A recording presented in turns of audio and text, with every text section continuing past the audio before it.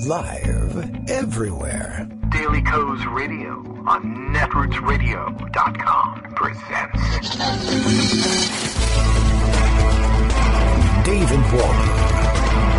Kagro in the Morning Show.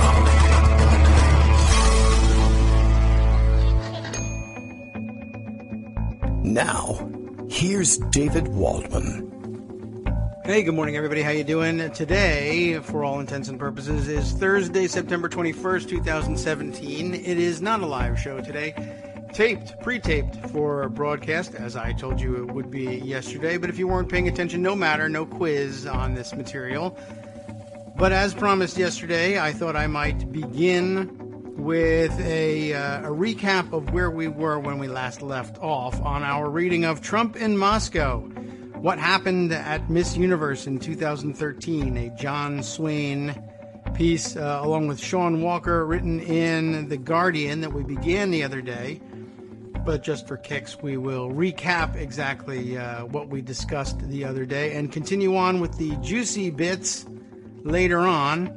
You can imagine it's probably, I don't know if it's necessarily a salacious tale, but I think it catches us up on some important connections that will be necessary for understanding the continuing Trump-Russia scandal and investigation.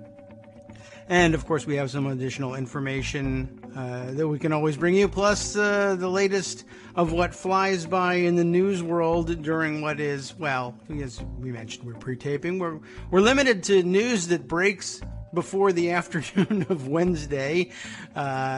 So we missed the breaking news aspect of the morning show, but I didn't want to leave you without. And, of course, there's so much going on that we didn't get to during any of the first three shows of the week. Of course, we've got Friday left, and we're planning a live show for Friday. So all the exciting breaking news stuff we can catch up with then, and that'll prepare you to be brilliant at the various soirees you no doubt are attending in your swanky life during the upcoming weekend. So where were we with this? Oh, by the way, official confirmation of the story discussed on Wednesday. Remember, it's the Sparrow News, reporting on the Freedom of Information Act request by the, what was the name of the group? Property of the People. Just wanted to make sure that you knew that this had been backed up by a more traditional mainstream media source. The Washington Post, in fact, did report much of the same stuff. Drew Harwell and Amy Britton for the Post on September 15th, reporting that, yes, taxpayers were billed $1,092 for an official's two-night stay at Trump's Mar-a-Lago club, and crediting, in fact, the Property of the People group and their FOIA request to the Coast Guard, all as reported. So Sparrow News on the up and up there. I think it was, I guess what they added to the picture was the discussion of the possibility of a domestic emoluments clause violation here. Only sort of gets a glancing blow in the Washington Post here, which simply says, much of the attention to the case has focused on the Constitution's ban on foreign emoluments and the business practices of Trump's Washington hotel. But they now are, of course, making allegations that this implicates the domestic clause. I find it difficult to fathom how you could conclude that it does not. But, you know, the Washington Post is going to perhaps not go quite as far and be quite as direct as, you might not have necessarily known. I didn't know where Sparrow News was going to go with it. But there you have it. The more cautioned, maybe reasoned approach. I mean, I don't know. The reasoning is the same. The domestic emoluments clause is quite obviously violated. But you know how newspapers are. Anyway. Just wanted to make sure that you had gotten hold of that, and we'll include it in our roundup. And get back to Trump in Moscow. Now, as I mentioned to you, we began reading this, I don't know, it would have been Monday or Tuesday, and we didn't get back to it. But we may have to recap and start over. That's probably the most efficient way of dealing with this. But you will recall some of this material having been covered the other day. Sitting in a makeshift studio overlooking the Moscow River, remember that one? On a crisp day in November 2013, Donald Trump pouted, as he so often does, stared down the lens of a television camera and said something he would come to regret. Asked by an interviewer whether he had a relationship with the Russian president, Vladimir Putin, the brash New York businessman could not resist boasting. "I do have a relationship with him," Trump said. Russia's strongman had done a very brilliant job, Trump told MSNBC's Thomas Roberts before declaring that Putin had bested Barack Obama. "He's done an amazing job. He's put himself really at the forefront of the world as a leader in a short period of time." Trump, a teetotaler, seemed intoxicated by the buzz surrounding the glitzy event that had brought him back to Moscow, that year's installment of the Miss Universe contest that he then owned. 4 years later, he's struggling to shake off the hangover. In 2013, the pageant had become a focal point for the simultaneous investigations.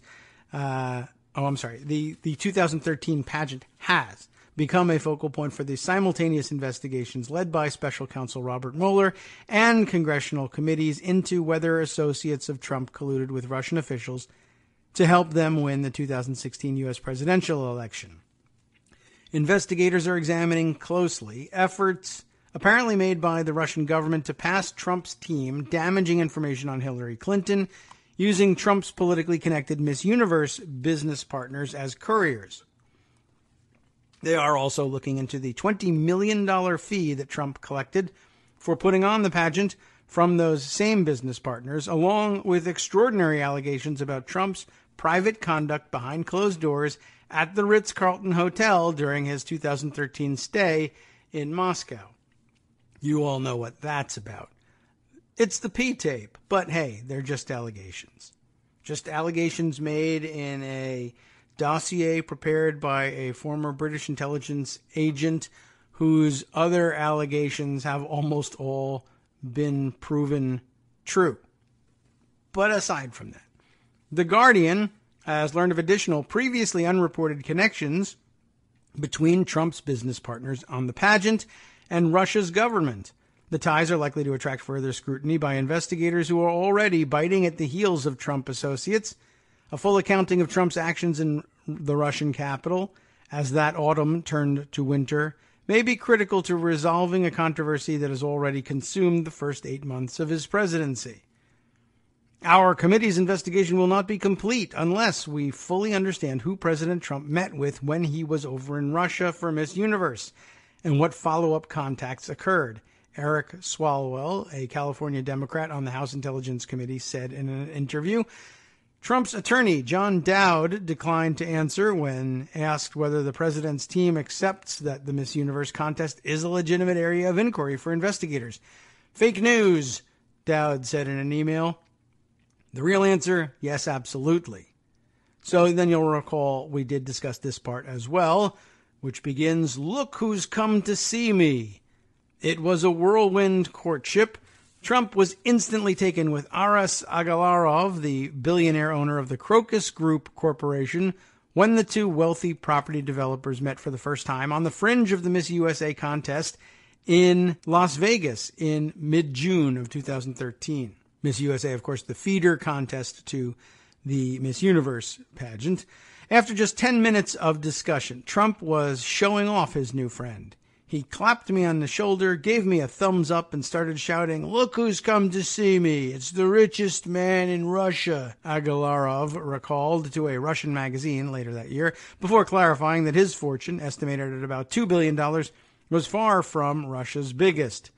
The meeting had been set in motion only a month earlier, when Agalarov's son, Emin, a pop singer well known in Eastern Europe, filmed his latest music video in Los Angeles.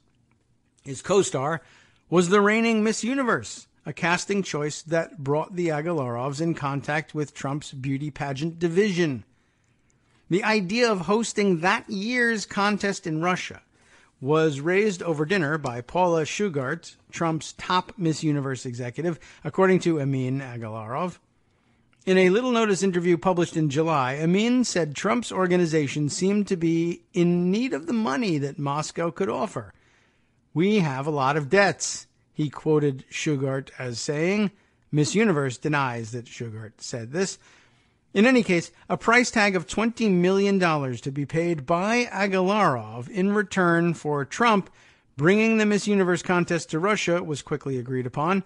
Several Democrats have raised concerns that the payment, like the billions in bank loans he secured to bring himself back from the brink in the early 1990s, may have left Trump indebted to foreign influences. The pageant was financed by a Russian billionaire who is close to Putin. Senator Al Franken of Minnesota told a congressional hearing in May, the Russians have a history of using financial investment to gain leverage over influential people and then later calling in favors. We know that. In other words, bit of a mafia structure. Just 4 weeks after Amin's video shoot at the backslapping Las Vegas get-together, Trump announced that the deal was done. Miss Universe would be held at the Agalarov family's sprawling Crocus City complex on the edge of Moscow, described by Trump as Russia's most premier venue, which obviously it really is not, but whatever. Look who's come to see me. It's the richest man in Russia. We're having the pageant at Russia's most premier venue. Whatever. More of the same. The jackets, you should see the pictures illustrating this piece, too. It's just classically Trump. You know what I mean? In a dreary Vegas hotel banqueting hall, the beaming new business partners ate a celebratory dinner together. Video footage later obtained by CNN showed Trump at his most oleaginous. "What a beautiful mother you have." Ugh, creepy, he told Amin. The principals were joined by an assortment of hangers-on, including Amin's publicist, a portly Briton named Rob Goldstone. You remember the name, right? It was Goldstone who would contact Trump's son, Donald Jr., during the 2016 presidential campaign with a sensitive message revealed in emails released last month. The, quote, crown prosecutor of Russia, assumed to be Goldstone's garbled billing for Yuri Chaika, the Russian prosecutor general, wanted the Trump campaign to have some documents that would, quote, incriminate Hillary, he said, and the Agalarovs would deliver them. This is obviously very high-level and sensitive information, but it is part of Russia and its government's support for Mr. Trump, helped along by Aras and Amin, Goldstone wrote. Rather than express surprise or question the apparent Kremlin operation Goldstone was describing, Donald Jr. pressed ahead and arranged the meeting. "If it's what you say, I love it," he replied. No questions about, "Oh, hey, the Russians are helping us. I had no idea." Aras Agalarov made a suitable Sherpa. While not a member of Putin's inner circle, Agalarov cultivated friendly relations with the Kremlin, smart if you want to be a billionaire, while rising to the country's oligarch class with a profitable network of shopping malls. He traveled around in a $44 million Gulfstream private jet. Less than 2 weeks before the Miss Universe finals, Putin awarded Agalarov the prestigious Order of Honor medal after Crocus had completed for him a $1 billion transformation of a former military base into a new state university. "I wish to thank you so much for your work and contribution to the development of this country," Putin told Agalarov and his fellow honorees. Crocus would go on to be further rewarded with more government construction contracts, including for stadiums that are to be used for, anyone? Next year's Soccer World Cup tournament in Russia. I told you that World Cup was coming back into this story. Quietly, Agalarov and Crocus have also cultivated high-level relationships with Russian authorities on another front. They were established by one of Agalarov's top lieutenants, Ikray, or Ike for short, Ikray Kaveladze, the publicity-shy senior Crocus executive and the so-called eighth man at the 2016 Trump Tower meeting where Donald Jr. hoped to receive dirt on Clinton. I remember calling his name I don't know, a month or so ago during some of the shows that we had to pre-record for my August absence. I think that's when we dealt with Kavaladze last. While relatively unknown to the public before news of the meeting emerged in July, Kavaladze has in fact been an associate of some of Russia's richest and most powerful people for the past 3 decades. The Guardian has established that Kavaladze was involved in the $341 million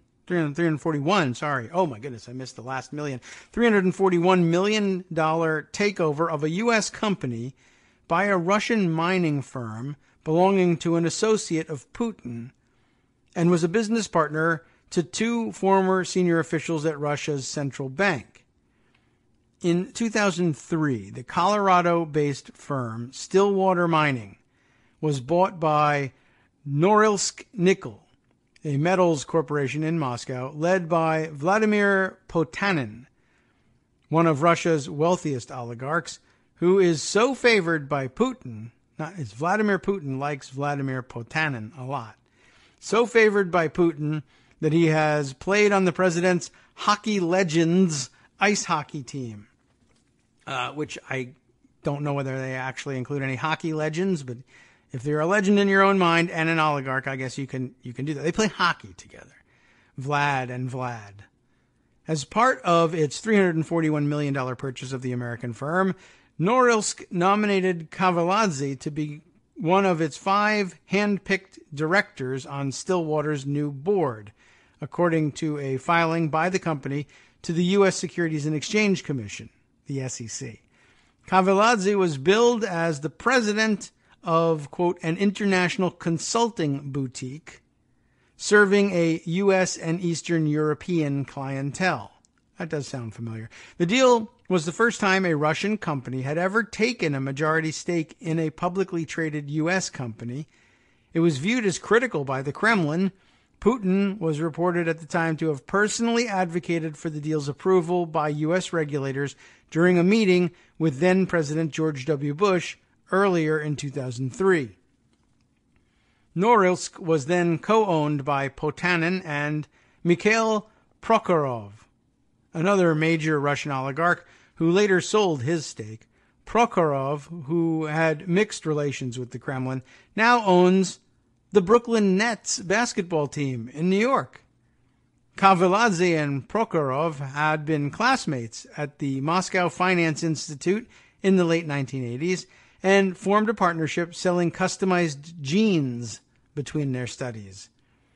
Kavaladze's ascent to the Stillwater board was eventually derailed, according to a source, after the discovery of his earlier involvement in a $1.4 billion California-based scheme involving shell companies and transfers from Russia. What? Money laundering? Who even knew that you could shift money around in between limited liability companies, et cetera, which U.S. authorities, this activity, said may have been used for money laundering. I jumped the gun there. I announced that it was money laundering before I got confirmation from U.S. authorities on that one. Norilsk said he withdrew from the process for personal reasons. The Guardian previously revealed that Kavaladze's partner in that operation was Boris Goldstein, a Soviet-born banker whose ties to former KGB officers attracted interest from U.S. investigators after he moved to California in the early 1990s.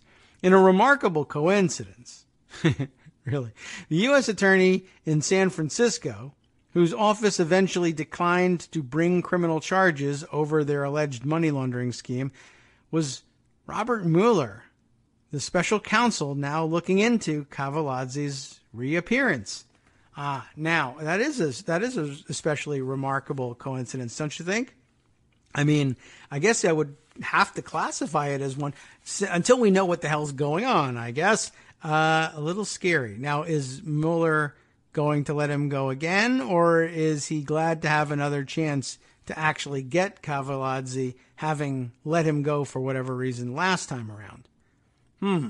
Also previously unreported is Kavaladze's close friendship with Andrei Kozlov, who was first deputy chairman of Russia's central bank under Putin for 4 years, before being assassinated in 2006 as he attempted to clean up Russia's corrupt banking system. Allegations about who bore responsibility for his murder have swirled ever since, which of course means they swirl still.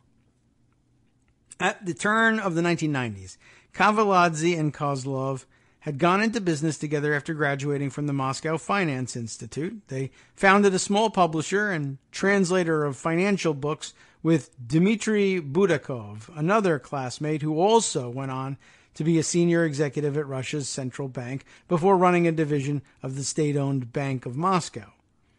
The young entrepreneurs capitalized on a hunger for financial literature among players in Russia's rapidly privatizing economy, pricing their textbooks at around $250. One book was published in Kavaladze's name, his 1993 work, Protecting Trade Secrets in the U.S., a guide to protecting your business information, remains available in several university libraries. According to an official history of that time, their book publishing outfit, ECO Consulting, ECO, capital letters, Consulting, was established as a division of Crocus International, Aras Agalarov's then burgeoning business empire. In return for the security of being part of a larger corporation, Kavaladze and his business partners advised Agalarov on economic and financial affairs, according to a memoir of the time by Budakov. Cooperation was mutually profitable, he wrote. Kavaladze soon moved to the United States, landing first in Pennsylvania. He had earlier spent almost a month visiting the Gettysburg area after graduating in 1989. As a tribute to their departed guest, locals held a perestroika 5,000-meter running race, a road race, near the site of the Civil War battlefield as part of their Labor Day celebrations, according to the Gettysburg Times. He must have made quite an impression in the small-town area of Gettysburg. While Kavaladze moved to the U.S., he was adopted by a middle-aged couple in York, Pennsylvania, and later moved to New York. His adoptive mother, died in February of 1993. Her widower did not respond to requests for comment. More than 25 years after their first venture, Kavaladze continues to work alongside Agalarov at Crocus. Their company has become one of the biggest corporations in Russia, carrying out government building contracts worth hundreds of millions of dollars from Putin's administration and sealing international deals with tycoons such as Trump, even though he's really not much of a tycoon. Well, our next section begins this way. Will he become my new best friend? Not nude best friend. It sounds like that, but new best friend. He might have also done that. We don't know. It's okay if he did. I'm not saying anything about that. I'm just saying that's what it sounded like. He meant new best friend. You all recognize the childlike comment from Donald Trump referring to Vladimir Putin. With respect to, if I bring this Miss Universe contest, if I bring all the hot chicks to Moscow, will Putin become my new best friend? Why would he? I don't know. Whatever, dude. Before leaving the U.S. for his big Russian show in 2013, Trump made an unusual public appeal. Do you think Putin will be going to the Miss Universe pageant in November in Moscow? He asked on Twitter. And if so, will he become my new best friend? A source in Moscow told The Guardian that a meeting with Trump was indeed penciled into Putin's diary by aides, but fell off his schedule a few days beforehand. Agalarov later said that Putin sent his apologies to Trump in the form of a handwritten note and a gift of a traditional decorative lacquered box. It is not known whether Trump met any associates of Putin in lieu of the president himself, but he certainly claimed to have.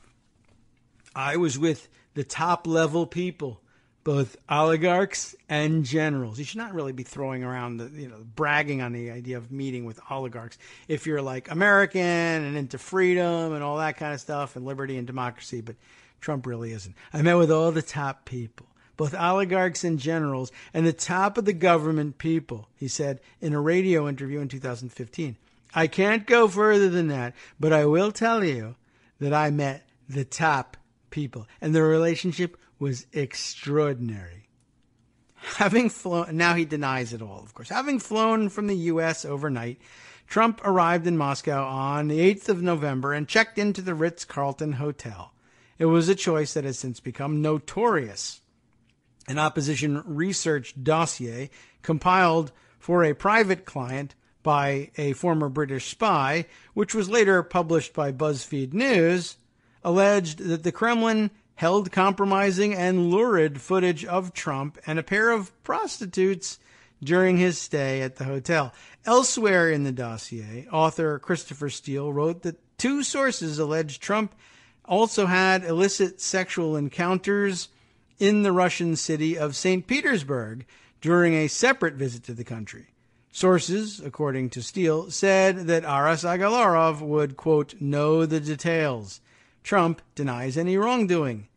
It is plausible but unproven that attempts were made to surveil Trump during his trip. If you are in their field of interest, then the FSB will absolutely attempt to carry out surveillance, said a Russian hotel industry source who did not want the name of his hotel mentioned due to the sensitivity of the topic.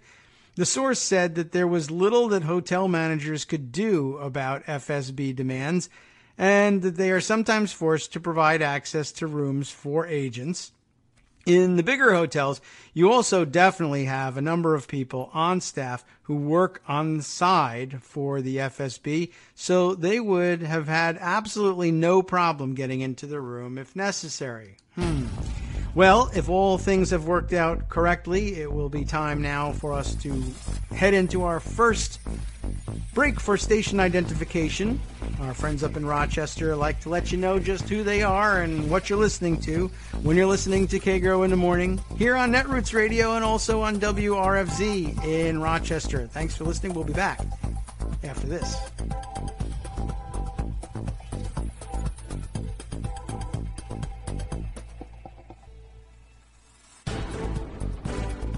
Welcome back once again to the Kagro in the Morning show here on Netroots Radio. Thanks for hanging on with us after the break. Before the break, we were reading about Trump's triumphant arrival in Moscow in 2013 for the staging of his Miss Universe pageant and learning about all the people who helped make that possible. And let's see, when we last left off, we were just hearing from sources inside the hotel industry inside Moscow and elsewhere in Russia that basically said, look, the FSB, the security services there, do in fact try to carry out surveillance of foreigners and anybody they're interested in while they're in hotels. And there's little, they say, that hotel managers can do about FSB demands for access to these rooms for agents. In the bigger hotels, you also definitely have a number of people on the staff who work on the side for the FSB, so they would have had absolutely no problem getting into the room if necessary. Putin said earlier this year that it was absurd to think the FSB would have bugged or secretly filmed Trump's room in 2013. He was not even a politician at that point. Russia did not simply bug every American billionaire who visited the country, according to the president, but the hotel industry source cast doubt on that claim. Surveillance doesn't happen that often, but I'm pretty sure Trump would have been of a sufficient level to warrant it, said the source. I've seen people of lower levels than him watched for sure. When the late-night talk show host Stephen Colbert managed in July to gain access to the Ritz-Carlton's presidential suite, where Trump is said to have stayed, an unexplained power cable was discovered dangling from a section of the bedroom wall that was hidden behind a non-illuminated mirror. Whatever the truth about how closely Trump was being monitored by the Kremlin, a remark he made about Putin during that boast-filled interview with MSNBC seems particularly curious with the benefit of hindsight. I can tell you that he's very interested in what we're doing here today, Trump said of the Russian president. He's probably very interested in what you and I are saying today. And I'm sure he's going to be seeing it in some form. So, okay, obviously aware of the likelihood of surveillance. Some elements of Steele's dossier have been reportedly confirmed by investigators, but other details have been shown to be false. Let's find out what they are. Do they mention them or no? They just say that some of them have shown to be false. I'm not aware of what they are, but I don't think it's necessarily contradictory of what we've read on the show about these things, just that we've learned how many things were proven true. We should probably count up how many and of what magnitude have been shown false. But it doesn't say so here. Trump, instead, it continues, has been backed up on the claims about his private conduct by Amin Agalarov, who would, of course, have no reason to lie about these things. While the world tries to figure out what Donald Trump was doing in a hotel in Moscow during Miss Universe, I actually know because he was filming my music video, he wrote on Instagram. Sure, I'm sure that occupied all of his time. He very generously gave you every waking moment not spent at the pageant site for your stupid video. And how long is the video? Yeah, right. Early in the morning of 9 November, you know how they love to write these dates over in the UK. Early in the morning of 9 November, Trump was taking part in filming at the hotel for the video of Amin's single, In Another Life. The video features Amin dreaming about being surrounded by bikini-clad Miss Universe contestants before waking up to be lectured by Trump and told, "You'll never get this, you'll never guess. You're fired." That's hilarious. You're so funny, Mr. Trump. Yulia Alferova, a businesswoman and blogger who was hired by Crocus Group to help with their social media presence at that time, arrived at the hotel that morning and met Trump shortly after the filming had finished. After a brief conversation, Trump took a shine to her. Can you believe it? And Amin invited her to join a small group for lunch. Some of her tweets with photos of herself holding her cats, among other things, are included here. And, you could see why Trump might take a shine to her. Though she's not necessarily immediately recognizable as Trump's type, but I don't know that he limits himself. Anyway, we talked about Twitter, and I asked him if he agreed that Twitter is the strongest and sometimes the most dangerous social media. He asked me about real estate because I told him it's one of my professional interests, said Alferova, who once achieved, maybe she achieved notoriety for archiving things, but I don't think so. Once achieved notoriety in Russia for posting a photograph of her cat eating black caviar. It's a very rich cat, so it's okay. It's all private funds, you see. Later, Trump told her that she should contact him if she was ever in New York, because it happens all the time. He had his assistant hand her a business card.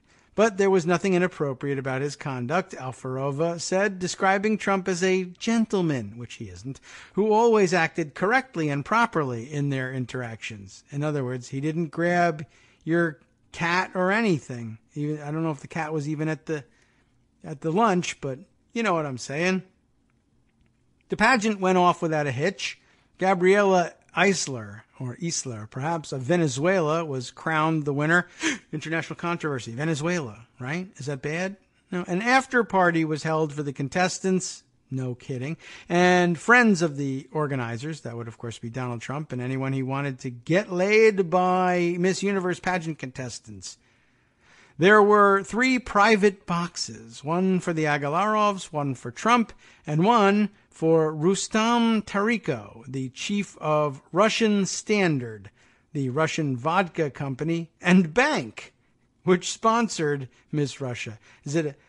Are we saying that Russian Standard is a company that runs both vodka production and a bank? Or does that guy just own 2 businesses? One's a vodka company, one's a bank. I don't know.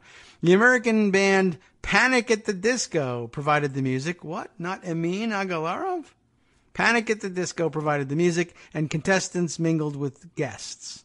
See? That was, of course, the whole point of the party. Several were invited into the boxes. To speak with Trump and the oligarchs. Yes, they were invited into the private boxes to speak with them. Aerosmith singer Steven Tyler, who had performed at the ceremony, was also there. Trump was still there when I left at 2 a.m., a guest at the party told The Guardian. There were a lot of people there, but it was fun but pretty civilized. Alfarova, the businesswoman and blogger, remembered multiple guests approaching Trump and asking for photographs with him. There were no government people present and no major Forbes list people. That's how she measures things. Except Aras Agalarov and Rustam Tariko, said one of the organizers of the event, suggesting Trump's boastful claims that all the oligarchs attended may have been false, or else they're just protecting him. Now, still, during his Moscow stay, Trump also attended a private meeting with leading Russian businessmen at Nobu, the high-end Japanese restaurant chain for which Agalarov owns the Moscow franchise. Of course, the name chef Nobu was one of the judges of the Miss Universe pageant that previous day, right? So we had learned that before. That doesn't appear to be mentioned here.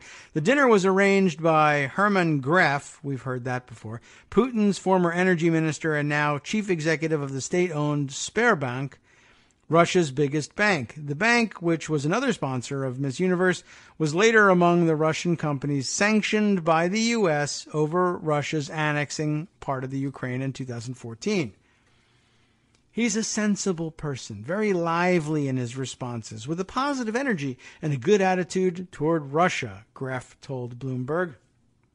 Agalarov has said he and Trump also met with the businessman Alex Sapir and Rotem Rosen, Trump's old partners on the controversial Trump Soho project in New York, to discuss opportunities in Moscow. Agalarov later said they struck an agreement in principle to go ahead. Trump seemed to think so. Trump Tower Moscow is next, he said in a thank you note to Agalarov on Twitter. 8 days later, Sberbank announced it was lending Agalarov 55 billion rubles, or about $1.3 billion, to finance new projects in Moscow. Trump Tower Moscow, like so many other Russian twinkles in Trump's eyes over the past 3 decades, did not materialize, nor did it materialize again when it was brought up again in 2015, right? But it recently emerged that the conversations continued behind the scenes even after he began his long-threatened campaign for president. In October of 2015, 4 months into his campaign, Trump signed a letter of intent to build a tower in Moscow. Pulling the strings on the abortive deal was Felix Sater, yet another Russian business associate of Trump, who once served time in prison, as we all know, for stabbing a man in the face with a broken cocktail glass. I will get Putin on this program, and we will get Donald elected, Sater reportedly told Trump's attorney in an email. Buddy, our boy can become president of the USA, and we can engineer it. I will get all of Putin's team to buy in on this. The future of Trump's presidency may rest on what else was said and done relating to the project and whether investigators who already smell blood can prove it. On at least 3 occasions following the Miss Universe trip, Trump had publicly claimed to have met Putin. But when asked by reporters at a campaign stop in Florida in July of 2016 to clarify the status of his relationship with the Russian president as concerns over Russian election interference mounted, Trump gave a rather different version. I never met Putin, said Trump. I don't know who Putin is. Can you imagine that? I don't know who Putin is. Well, then, you shouldn't be president. Amazing. I don't know who Putin is. Oh, he'll say anything, really, literally. So even the question of, were all the top oligarchs at my big party? Maybe they were. They might very well have been. And the fact that he's contradicted by publicists for the event shouldn't trouble you very much, because they would have been instructed, don't tell anybody that the oligarchs were here. But you already told everybody. I don't care. The point is, I'm going to deny it now because it's bad news for me. It was good news for me to say they were here before. Now it's bad news for me to say they were, and I don't care that there's any contradiction. People don't understand. They don't know. They'll believe what I tell them, besides which I'll surround myself with hot chicks in bikinis. They'll be looking at that and not what I actually did. That's the entirety of today's report, or the report I'm reading you today, from The Guardian. Nothing terrible there, but a good reminder of who all the actors are and connecting all of the various Russian businessmen who tried to help him build Trump Towers or tried to help Don Jr. get dirt on Hillary. Same people every time, over and over. Good reminder. Glad we got a hold of it. Here is a piece of fresh-ish news about on the Trump-Russia front, something I gathered up being circulated on Twitter during the recording of the show. So it's about as fresh as I can bring you. This a piece from the Daily Beast, which has done admirable work in following the story. Exclusive. So we're not going to get it from anywhere else for the next 15 minutes, I guess. Exclusive. Russians appear to use Facebook to push Trump rallies in 17 cities. We have, of course, received news prior to this report that the Russians had attempted at least once to put together a rally. And I think it may even have been a Daily Beast story. So they're hot on the trail of this stuff. Being Patriotic. That's the name of the Facebook group uncovered by the Daily Beast. It's the first evidence, they say, of suspected Russian provocateurs explicitly mobilizing Trump supporters in real life. Of course, I just said I had the impression that someone else had, or maybe the Daily Beast had reported at least one other Facebook group attempting to do just that the other day. I don't know whether that's necessarily contradictory or maybe these guys did it first. I have no idea. Let's read the story. I trust Ben Collins, Gideon Resnick, Kevin Poulsen, and Spencer Ackerman to have gotten it right. So we'll go ahead with this story.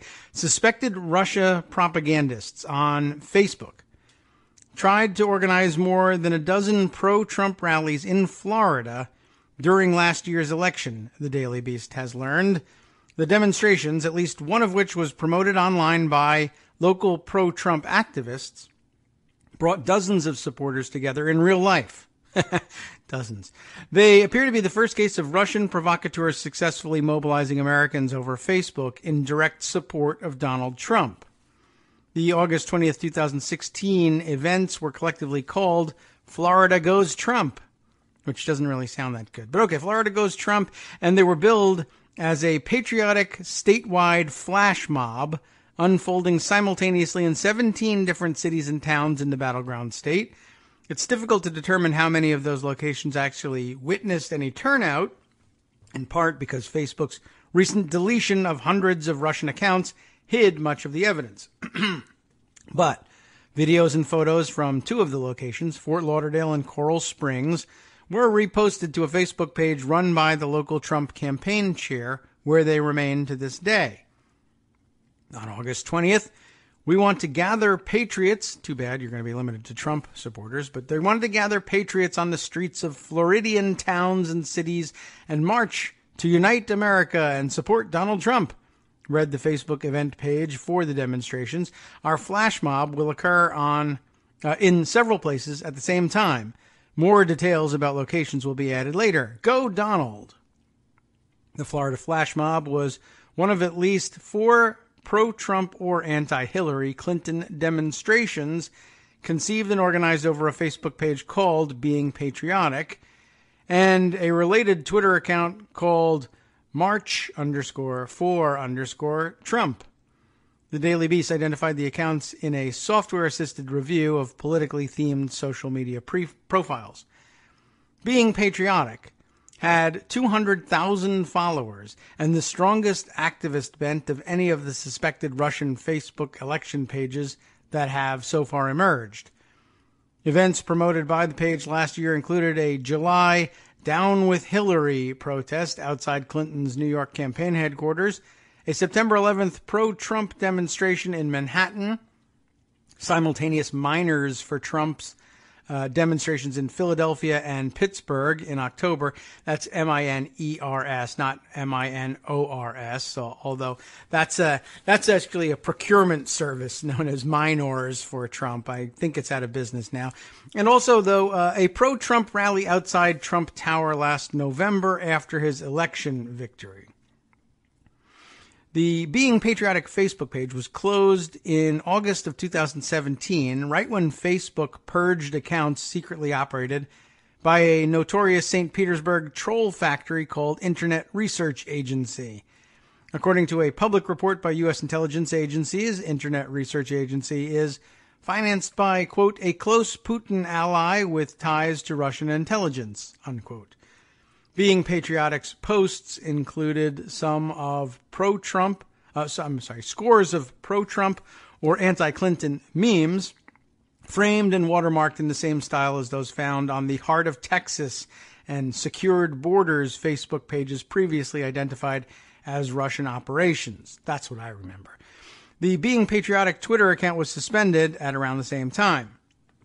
A Facebook spokesman told the Daily Beast the company was, quote, not able to confirm any of the details here, unquote, in response to a question about the Russian origin of Being Patriotic, but did not challenge the Daily Beast's reporting. On September 6th, Facebook acknowledged for the first time that inauthentic accounts from 2015 to 2017 promoted what the company's chief security officer, Alex Stamos, characterized as divisive social and political messages across the ideological spectrum. But Stamos said that most of the fraudulent activity it found, some 3,000 ads connected to 470 now shuttered accounts linked to Russian troll farms, didn't specifically reference the U.S. presidential election, voting, or a particular candidate. After the Daily Beast found known Russian accounts that used Facebook's events tool to promote rallies in the United States, the company said that it was not well positioned to determine if something like coordination occurred between the Trump campaign and Russia, something investigators and security researchers doubt because of the social network's massive trove of information on its customers. But the discovery of Being Patriotic rallies suggests that the fraudulent activity on Facebook did indeed involve messaging on behalf of Trump, did prompt at least some Americans to rally on Trump's behalf, and did result in the Trump campaign volunteers subsequently sharing material from those events. The pro-Trump events represented the next level of suspected Russian influence operations, said Clint Watts, there he is again, a former FBI agent who has testified about those operations to a Senate committee investigating them. This would be a direct effort that they attempted that's more than online promotion, Watts told the Daily Beast. Let's organize and try to get people to move to events in a proactive way around a candidate. Again, if it traces back to Russia, you can't deny that's foreign influence in an election. The extent of Being Patriotic's impact is not clear. In June of last year, for example, the Being Patriotic Facebook page asked participants to gather in front of Trump Tower, New York. The event received call-outs on Facebook and Twitter, and 138 people marked themselves as attending on Facebook.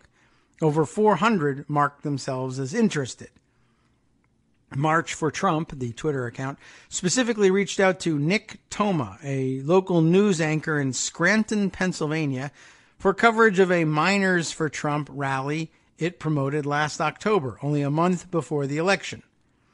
The message is here. They're tweeting right to Nick Toma at WBRE. Hi, Nick. We're holding a Miners for Trump rally tomorrow. If you're interested in covering it, please let us know. March for Trump wrote on October 1st. When Toma was emailed the link to the tweet, he told the Daily Beast, "Don't recall ever seeing it before." Facebook has turned over some of the illicit ads to Special Prosecutor Robert Mueller after a federal judge issued a search warrant for the material, according to CNN. Facebook also showed congressional investigators that material, but did not leave it with them. Legislators investigating Russian involvement in the 2016 election have expressed frustration over what they describe as insufficient disclosures to Congress and have indicated that they will seek public testimony from Facebook and other social media companies. Watts, the former FBI agent and senior fellow at the Foreign Policy Research Institute, noted that plausible deniability is built into any Russian active measures strategy, such as using troll farms in St. Petersburg or Macedonia to conceal influence campaigns, but compelling unsuspecting Americans to gather in the streets on behalf of Trump shows the reach and efficacy of these efforts. The page earned such a large following A known Macedonian fake news distributor, Nikola Tanevsky, purchased beingpatriotic.com this year, but the page is currently dormant. Tanevsky runs popular pro-Trump fake news factories USA24.com and TheAmericanBacon.com. Attempts to reach Tanevsky did not receive a response. The layers of deception went beyond Facebook posts and manufactured rallies. When it wasn't organizing events, Being Patriotic encouraged violence against minorities in incendiary posts. Arrest and shoot every S-head, you know the word, S-head, taking part in burning our flag. Hashtag BLM versus hashtag USA. Being Patriotic's Twitter account posted in April of 2016 using the hashtag for the Black Lives Matter protest movement. The account also advertised a toll-free Being Patriotic hotline to report instances of voter fraud on Election Day. Detected voter fraud? Tell us about it. Call 888-486-8102 or take photo/video and send it to us, the account wrote on November 8th. Being Patriotic's sister account, March for Trump, on Twitter, plugged the same phone number as well as a hotline for the Trump lawyer team. The number is now disconnected, as you would expect it would be by now, even if it were legit. When asked for comment, the White House referred the Daily Beast to the Trump campaign, which in turn did not respond to email questions. But Susie Wiles, who served as Trump's campaign manager in Florida, told the Daily Beast that the Broward County portion of the flash mob was not an official campaign event. That's despite the fact that the event was promoted on official Donald J. Trump for President campaign Facebook page for Broward County, Florida, or at least that's how it styles itself. Photos and videos of the demonstration were posted there afterward. When emailed the link to the Facebook posting, Wiles told the Daily Beast, there are groups such as this across the state and maybe other places too. Groups of people get together and establish a presence such as this, but it is unaffiliated with the campaign per se. The photos ring no bells with me. I guess it's the same sort of organizing model that Carly Fiorina used early on in her campaign, but was called out on coordination grounds when she was not using her campaign to organize advance for events, but was using some outside group was saying they were just organizing events and then inviting her to show up, and it just happened to be when she was free according to her campaign schedule. So I wonder about that. I wonder if anybody else got any assistance. I wonder if Fiorina knows anything about this, or whether they just borrowed it from her. It's, I would assume, a pretty widespread way of cheating the coordination restrictions, but it was unique at that stage in the primaries for such a little known candidate, really. All right, we'll continue on with this story here. The Wiles also said that the Trump campaign's purported Broward County Facebook page, which markets itself as being official, was not set up by the campaign. So you can't tell anything. It doesn't matter whether it says official. They could be lying, I guess. Or they could be lying now that it really was official and they just want to disavow it. The Donald Trump campaign did not set these Facebook pages up. We would have to ask Facebook about that, I guess. So that's what she told the Daily Beast. Rather, supporters, like the lady registered as the contact, set them up to support the campaign and subsequently the president. The lady registered as the contact is Dolly Trevino Rump, the Trump campaign's chairwoman for Broward County. It's not even a joke name. That's the woman who, until this April, was also the secretary of the local Republican Party. The Miami Herald described her as perhaps Broward's most famous Donald Trump fan. Rump, which is apparently her real name, Dolly Trevino Rump. Dolly T. Rump. Trump. Wow, what do you know about that? Rump did not immediately respond to a request for comment from the Daily Beast. Neither did the chairman of the Broward County Republican Party. Being Patriotic event listings for its Florida flash mobs included the names and phone numbers of people listed as local volunteer coordinators.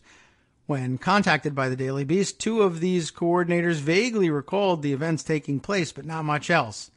Betty Triguera, who was listed as a coordinator for a gathering in Sarasota, Florida, told the Daily Beast that she recalled but didn't attend the event. She was the coordinator, but she didn't go. We got the information from it on Twitter, but I didn't go, Triguera said, unable to remember other details. Jim Frisch, who was listed as a coordinator for an event in Clearwater, told the Daily Beast that he was called about organizing an event and put one together. He said he was unsure if it was organized by the campaign.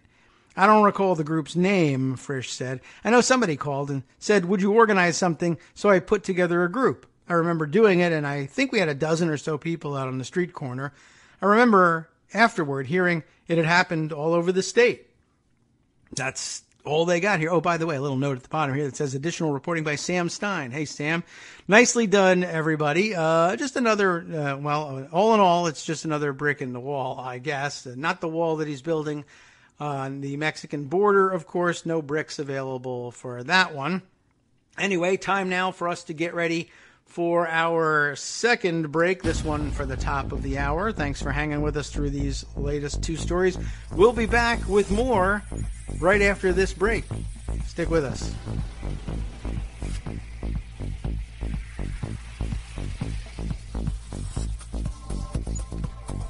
Welcome back to the Kagro in the Morning Show right here on Netroots Radio. In fact, right here on Daily Kos Radio, we have some interesting news on that front to announce in the days to come. But we are, in fact, Daily Kos Radio and powered by Netroots Radio. We'll, of course, continue right here on your Netroots Radio lineup. And, I'll hold the cards closer to the chest, but I think we may have some new entrants one day soon in the Daily Kos radio game. That's all I'll say. That's all I can tell you right now. But I shouldn't even be telling you this. But I can tell you that which I just told you I couldn't tell you. So there's that. At least we have that going for us, which is nice. How about a couple more entries in the Trump-Russia folder, if you will? Had some news that broke during the early parts of what is now yesterday afternoon, and then we'll cast a little further back. That news, the New York Times was reporting, Robert Mueller seeks White House documents related to Trump's actions as president. Something new, sort of a new angle on what's going on here. Michael Schmidt reported this yesterday. Robert S. Mueller III. Of course, they have to tell you all of that because it's the New York Times. He's the special counsel, by the way, has asked the White House for documents about some of President Trump's most scrutinized actions since taking office, including the firing of his national security advisor and FBI director, according to White House officials. Mr. Mueller is also interested in an Oval Office meeting Mr. Trump had with Russian officials in which he said the dismissal of the FBI director had relieved, quote, great pressure on him. The document requests provide the most details to date about the breadth of Mr. Mueller's investigation and show that several aspects of his inquiry are focused squarely on Mr. Trump's behavior while in the White House. In recent weeks, Mr. Mueller's office sent a document to the White House that detailed 13 different areas that investigators want more information about. Since then, administration lawyers have been scouring White House emails and asking officials whether they have documents or notes that may pertain to Mr. Mueller's requests.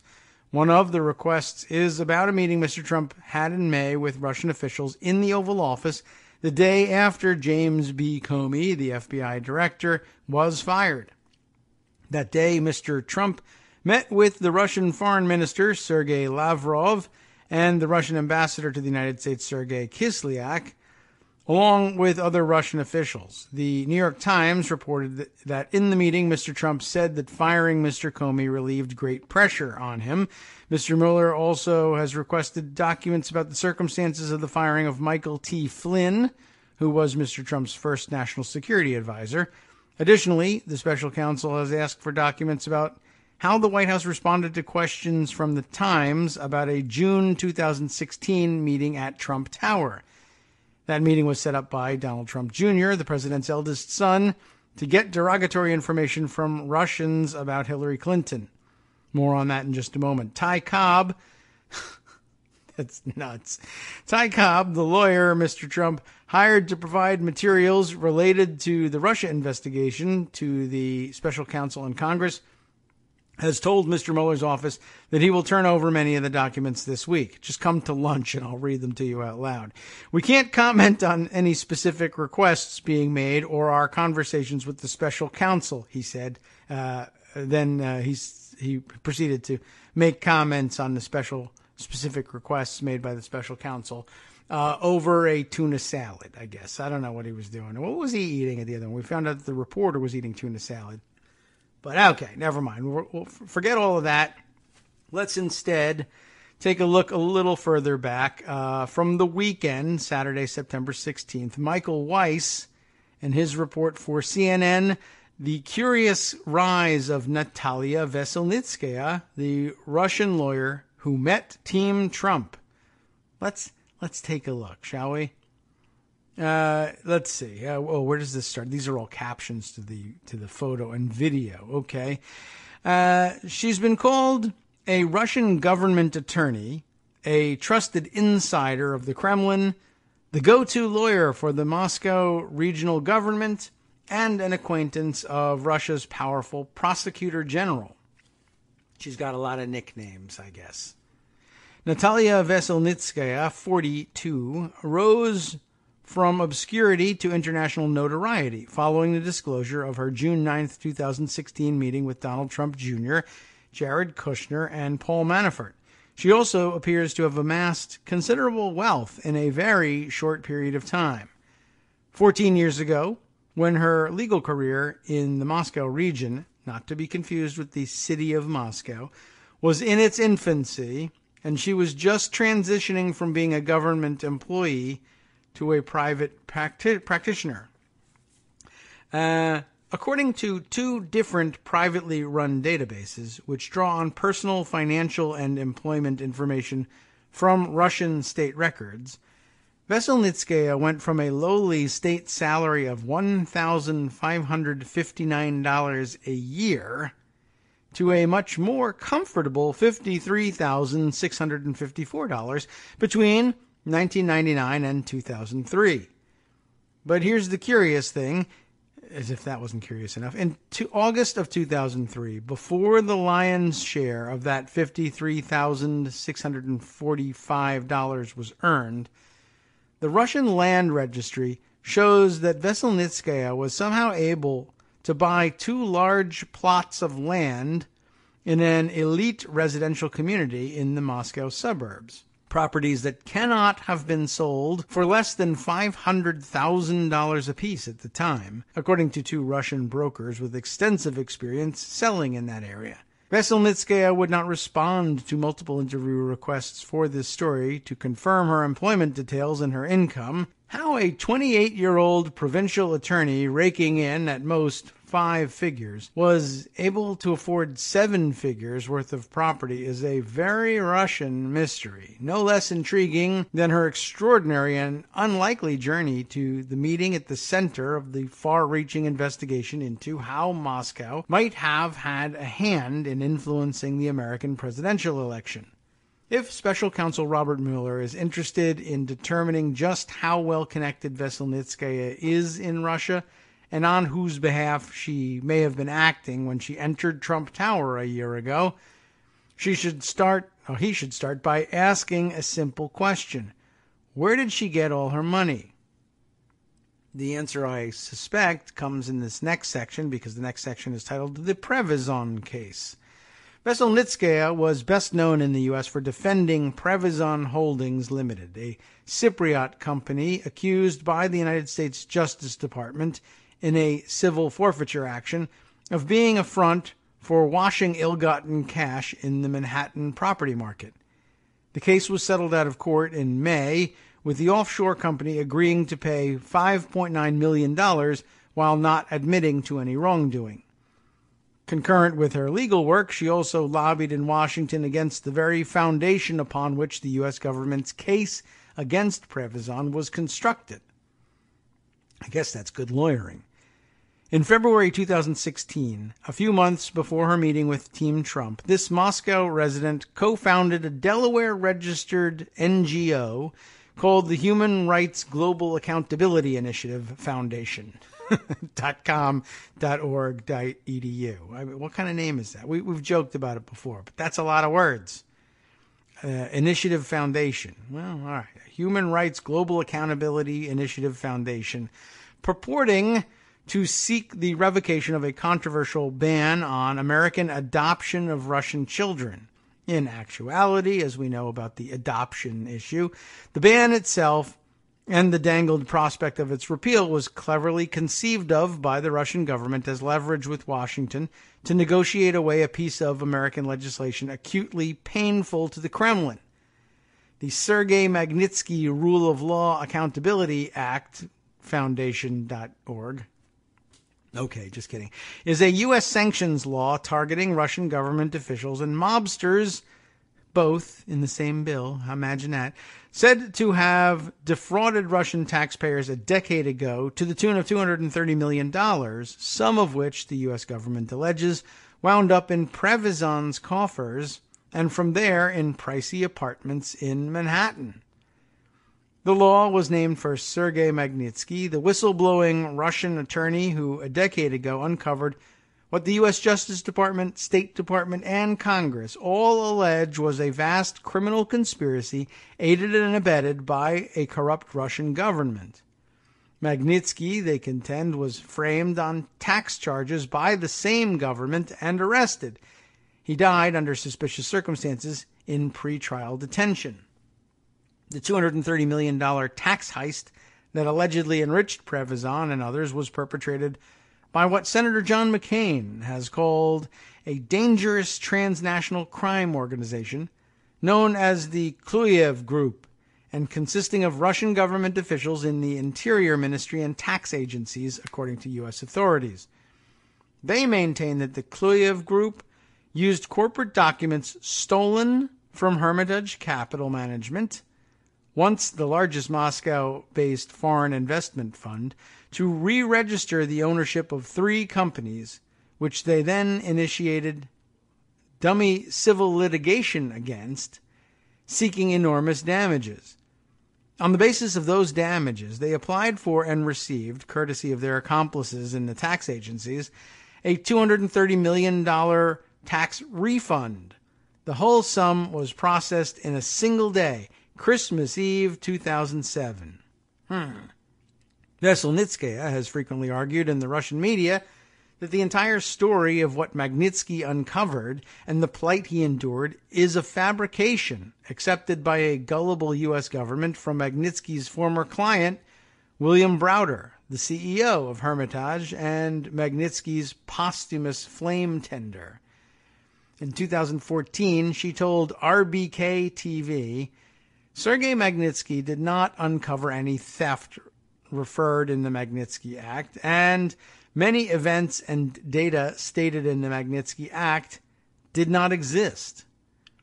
Prevezon is owned by Denis Katsiev, the son of Pyotr Katsiev, now vice president of Russian Railways, the state-owned rail monopoly, and before that, the transport minister for the Moscow region.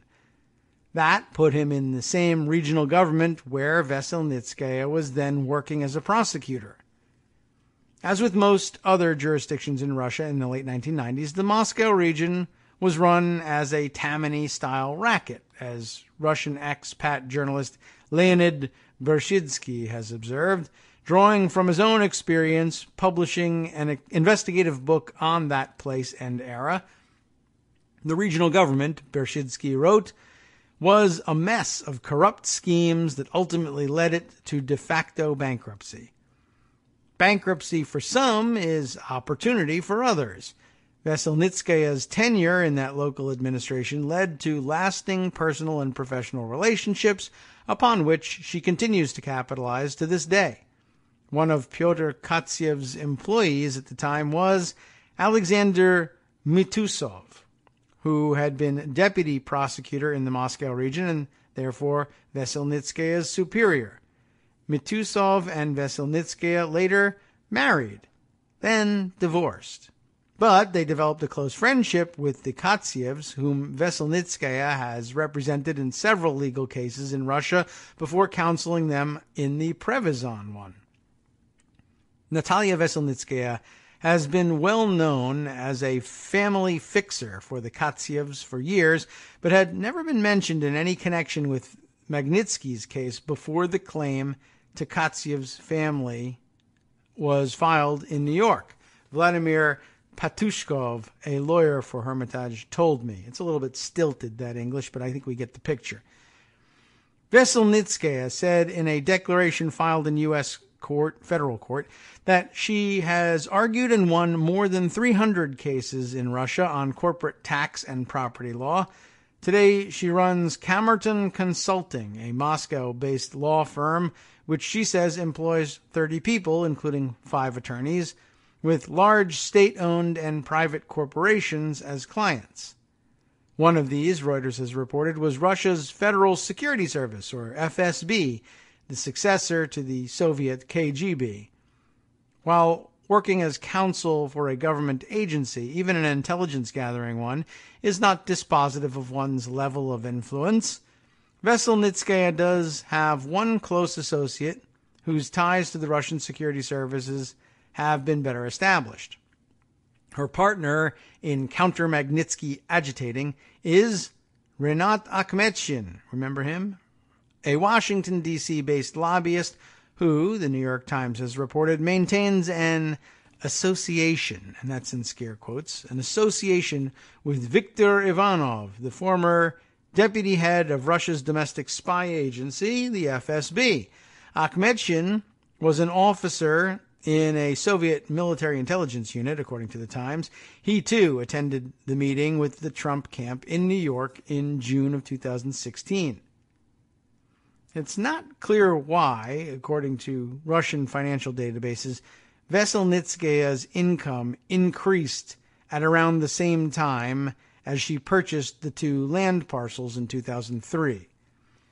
While there is no way of determining whether these financial disclosures are entirely accurate or comprehensive, the 2 databases from which I requested them, not me, but the writer of the article, are frequently used by Russian journalists researching Moscow government officials.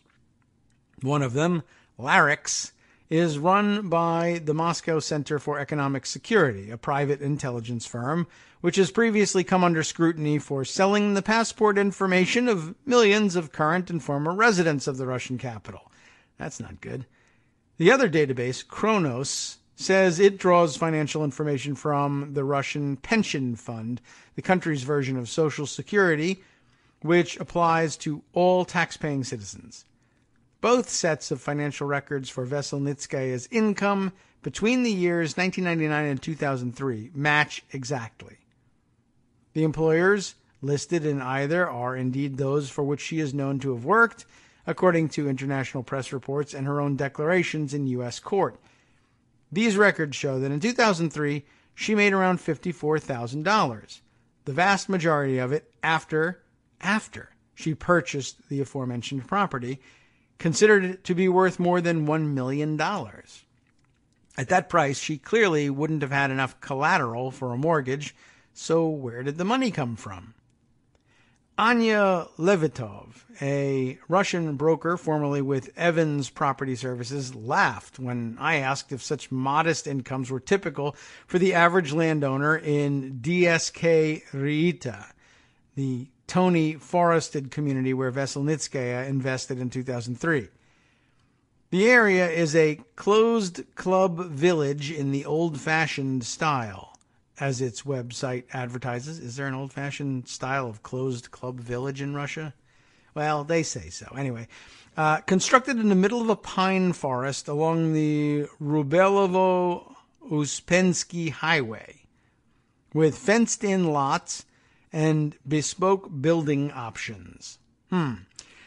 The cost of developing completed houses in that community is in 2006 were in the ballpark of $10 to $12 million, says Levitov.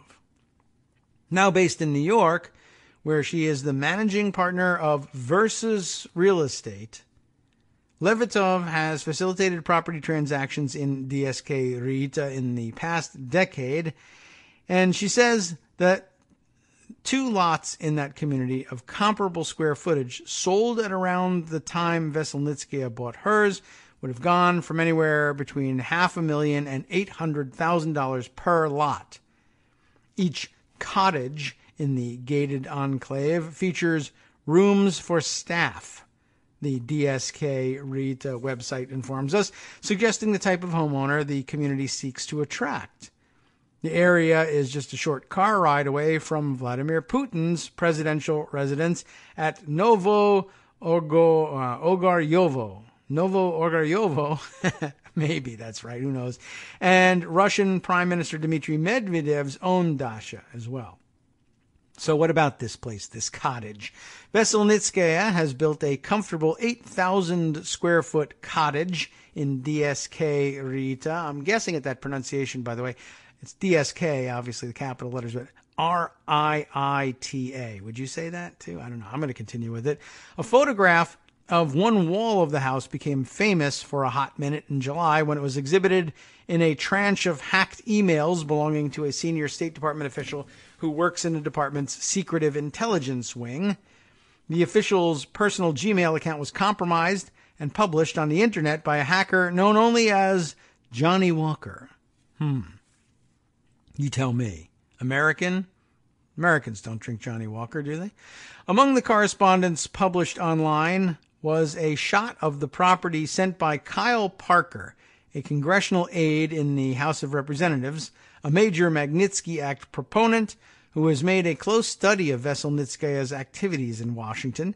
Parker snapped a picture of her sitting behind former U.S. Ambassador to Russia Michael McFaul at the House Foreign Affairs Committee hearing in June 2016, just days after her confab with the Trump campaign in New York. Parker had received the image of the house, the hacked correspondence shows, from William Browder, the man responsible for convincing Congress to pass the Magnitsky Act, and someone whom Veselnitskaya had characterized in the Russian press as a fraud, and someone who she maintains has a personal vendetta to discredit her. I am already tired of talking about it, but apparently nobody wants to hear. This was the story that I brought to Donald Trump Jr. I wanted him to know that Browder, a person who gave up his U.S. citizenship, is trying to manipulate people in Congress, she told RT, the Russian government's English-language propaganda channel. Veselnitskaya's home isn't exactly a well-hidden secret.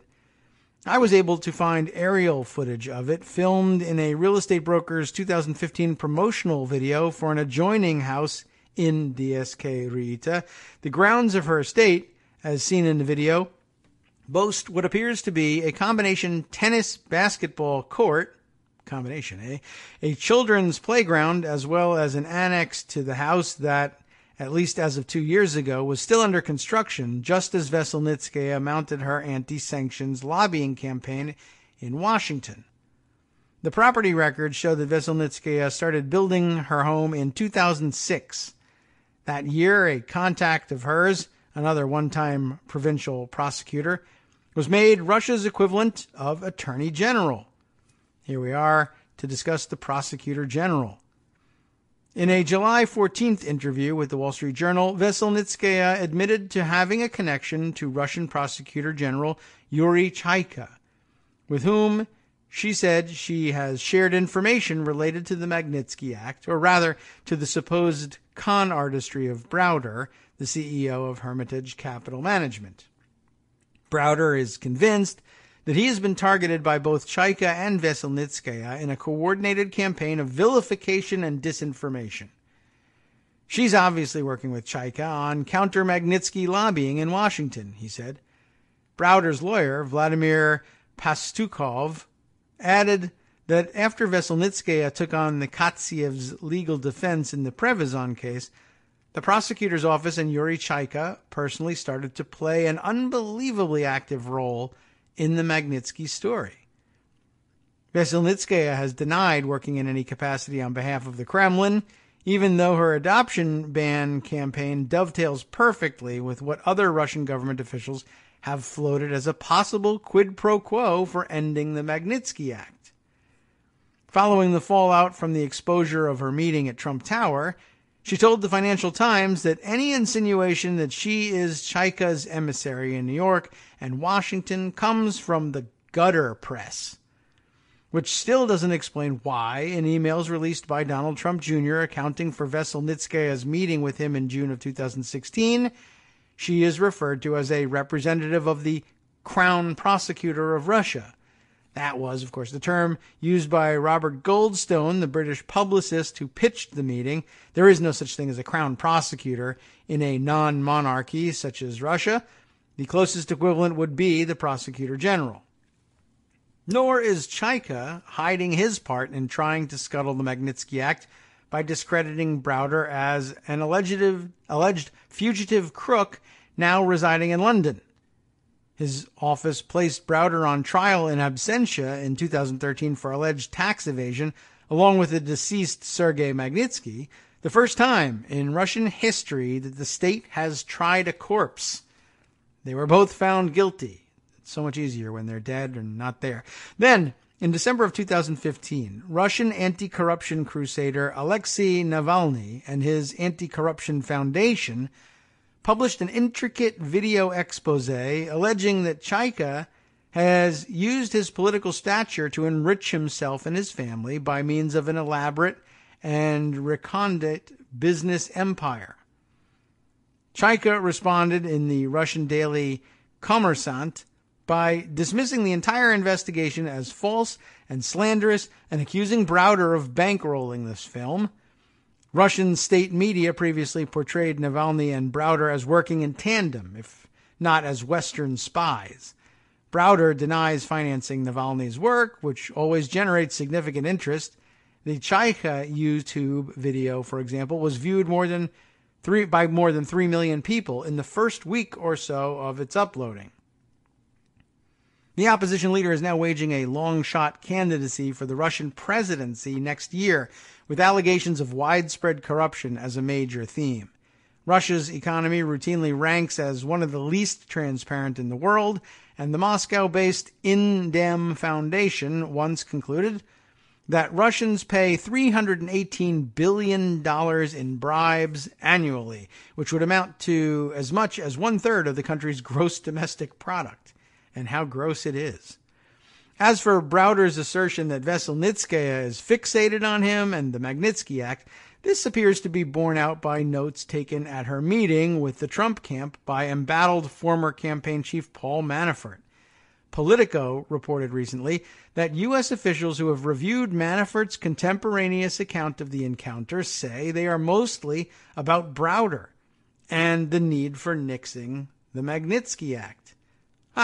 Well, that brings us to a section identified here as Follow the Money. It's always interesting to follow the money, don't you think? Well, we'll start by teasing a little bit of that before we take our break, and then we'll pause for just a second and get back to the rest of it. It says right here, it's almost a cliche of Putinomics that well-connected Russians who officially can't afford to buy a car are later found sporting 40 grand Breguet watches or controlling billions in corporate assets. Sounds very familiar, sort of the way they do business in a lot of parts of the United States as well. Isn't that interesting? Let's see.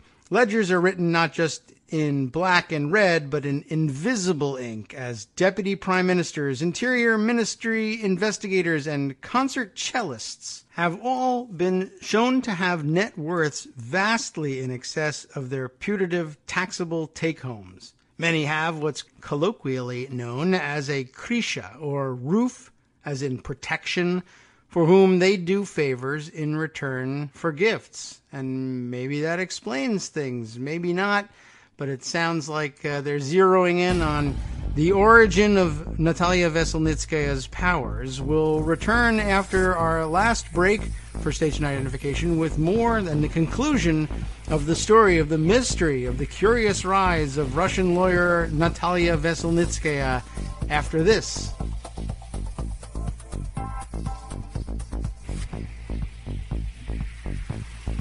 Welcome back to the Kagro in the Morning Show here on Netroots Radio. We're getting ready to conclude with the very interesting, curious case of Russian lawyer Natalia Veselnitskaya, which we're reading on CNN's website, where we last left off before the break. We were following the money and noting, as they said, a cliche of Putinomics that people are regularly found all over the place in the right quarters, with curiously large real estate holdings or other material holdings that are well in excess of what it says in the official books they are taking home in salary. Those kind of folks ranging from everything from deputy prime ministers to interior ministry investigators to, I guess, favorite concert cellists. I knew I should have taken up the cello. All of whom have been found been shown to have net worths vastly in excess of their putative taxable take-homes, as it says here. Many have what's colloquially known as a krisha, or roof, as in protection, for whom they do favors in return for gifts. Veselnitskaya is not close to the Kremlin, says Mark Galeotti, a Prague-based specialist on Russia's security services and organized crime. But in today's Russia, even second or third-hand connection to the big beasts of the system can be parlayed into all kinds of extracurricular economic activities. Ben McIntyre, the celebrated British historian of espionage, recently sat for a three-way interview with his friend John le Carré, the even more celebrated ex-spook and Cold War novelist, and the New York Times. When the topic of Russia's interference in the U.S. political system inevitably came up, McIntyre immediately alighted upon Veselnitskaya as the most intriguing figure in the story, an obscure woman of inscrutable significance and influence by which so much political skullduggery is done in contemporary Russia. She is, McIntyre said, straight out of one of our books, a character that is possibly connected to the Russian state. Who knows? They exist somewhere in that foggy, deniable hinterland. It's called Maskirovka, Little Masquerade, where you create so much confusion and uncertainty and mystery that no one knows what the truth is. Boy, doesn't that sound familiar? Very interesting. I mean, a somewhat unsatisfactory conclusion to the story about just who this person is, but some interesting context too, right? She's not just a princess of the regime. She comes from out of nowhere. She owes an awful lot to some people who are, I guess, able to call in some pretty extraordinary favors. Interesting. Doesn't solve the mystery all by itself, but man, what a piece of the puzzle. Okay, well, I knew that if I waited long enough to finish recording the last segment of today's show, eventually a new piece of news would come to my attention, and I would find the piece I needed to finish out the show. I don't know if this is going to complete our show. We still have quite a bit of time left here, but this news broke in the afternoon, and I might as well include it. It'll be the freshest piece of news. I'm sure it will be much discussed today all over the place. This is last night's perspective on the Washington Post's piece by Tom Hamburger, Rosalind Heiderman, Carol Leonig, and Adam Entis on Manafort offered to give Russian billionaire, quote, private briefings on the 2016 campaign. I won't speculate on exactly what private briefings could mean. You never know what kind of code these people are using, but it seems pretty amazing. And of course, in hindsight, pretty amazing that, for instance, WikiLeaks never seemed to find out about the fact that Trump's campaign manager, or at least they never told us that they found out, if they did find out, that Trump's campaign manager was offering to sell private briefings to a billionaire Russian oligarch. That would ordinarily fall on within, it would be on their radar screen and fall within their purview. That's the sort of thing that they would like to expose to the rest of the world. But I don't know. It was curiously they didn't seem to find out about this one. But hey, nobody's perfect. Let's go to the story. Though less than 2 weeks before Donald Trump accepted the Republican presidential nomination, his campaign chairman offered to provide briefings on the race to a Russian billionaire closely aligned with the Kremlin, according to people familiar with the discussions. It's almost laughable having to read this. Paul Manafort made the offer in an email to an overseas intermediary. An intermediary because he's trying to hide his trail. Good job. Excellent. Well done here. Asking that a message be sent to Oleg Deripaska. We've definitely called that name before. An aluminum magnate, which is kind of ironic. It's not magnet. Aluminum is not magnetic. Aluminum magnate with whom Manafort had done business in the past. These people said, if he needs private briefings, why would he? We can accommodate. Manafort wrote in the July 7th, 2016 email. July 7th. He's so patriotic. We should have done this on July 4th to really make your point. Portions of this email were read to the Washington Post, along with other Manafort correspondence from that time. The emails are among tens of thousands of documents that have been turned over to congressional investigators and special counsel Robert Mueller's team as they probe whether Trump associates coordinated with Russia as a part of Moscow's efforts to interfere in the 2016 election. It seems pretty plain that they did, and here's an offer of even more. There is no evidence in the documents showing that Deripaska received Manafort's offer or that any briefings took place, and a spokeswoman for Deripaska dismissed the email exchanges as scheming by consultants in the notorious Beltway bandit industry. And it may very well be true. But the fact that you offered it is pretty sleazy. Nonetheless, investigators believe that the exchanges, which reflect Manafort's willingness to profit from his prominent role alongside Trump, created a potential opening for Russian interests at the highest level of a U.S. presidential campaign, according to people familiar with the probe. Those people, as people who can read, apparently, also would tell you that. Those people, like others interviewed for this story, spoke on the condition of anonymity to discuss matters under investigation. Well, I'm not anonymous. I will tell you that it does create a potential opening for Russian interests at the highest level of a U.S. presidential campaign. There you have it. Now we're on record. Several of the exchanges, which took place between Manafort and a Kiev-based employee of his international political consulting practice, focused on money that Manafort believed he was owed by Eastern European clients. The notes appear to be written in deliberately vague terms. In other words, he's being cagey about it because he knows that someone may one day find these things and say, hey, you are conspiring to commit a very huge international crime. Me? What? No, I just wanted people to give me actual cheddar, is what I was looking for. The notes appear to be written in deliberately vague terms, with Manafort and his longtime employee, Konstantin Kilimnik, never explicitly mentioning Deripaska by name, but investigators believe that key passages refer to Deripaska, dear aluminum magnate. I think that would probably do it. Key passages refer to Deripaska, who's referenced in some places by his initials, OVD. I mean, fine, whatever. Give me more challenge than that. OVD, according to people familiar with the emails. One email uses black caviar, a Russian delicacy, in what investigators believe is a veiled reference to payments Manafort hoped to receive from former clients. Either that or it's what that woman fed to her cat. Very interesting.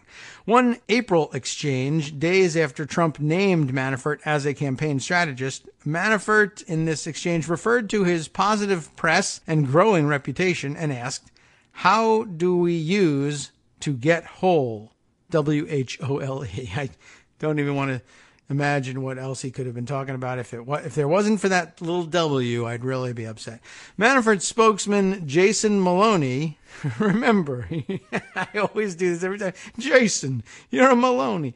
Well, they had changed their name by that point, said Wednesday that the email exchanges reflected an innocuous effort to collect past debts. It's no secret Mr. Manafort was owed money by past clients, Maloney said.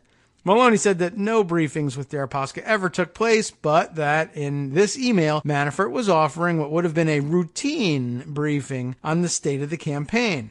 That may even be true, which is even more sleazy, that he would demand payment for something so stupid. But anyway, okay, Vera Korochkina, I'm going to guess, a spokeswoman for Rusal, the company led by Deripaska, of which he's the magnate, you see, on Wednesday derided inquiries from the Post and said she'd veer into manufactured questions so grossly false and insulting that I am concerned even responding to these fake connotations provides them the patina of reality.